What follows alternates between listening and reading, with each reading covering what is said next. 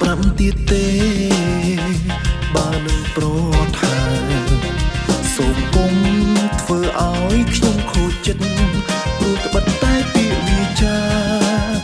ចេះលួងលោមឲ្យខ្ញុំខ្លោចផ្សាដោយសារសំដីមិនបាច់រាយរាប់ប្រាប់ទៀតទេបើនឹងប្រថាសូមគុំធ្វើឲ្យខ្ញុំរីងរៃបើស្រីនាងអចិត្តបងភ្លេចទៅគុំនៅអាណិតធ្វើវិញក្តីស្នេហ៍ដែលគ្មានខ្លឹមសារដូចសូរិយាអព្រាស្មីដូចមេឃនៅខ្ពស់ឆ្ងាយពីផែ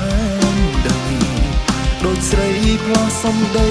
ឥតមេត្តាមិនបាច់រាយរាប់ប្រាប់ទៀតទេបើនឹងប្រថាសូមគុំធ្វើឲ្យខ្ញុំទុក្ខាស្នេហាដូចកាយសបំភ្លេចទៅគុំចង់ត្រឡប់ធ្វើអ្វី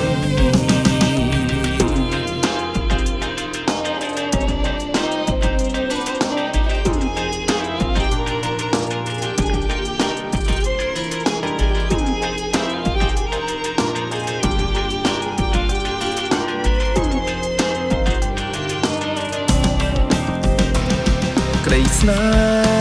ហ៍ដែលគ្មានខ្លឹមសារដូចសូរិយាអព្រាស្មីដូចមេឃនៅខ្ពស់ឆ្ងាយពីផែនដី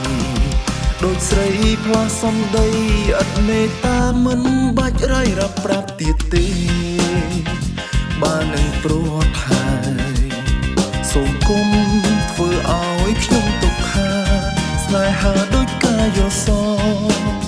បំភ្លេចទៅគុំចង់ត្រឡ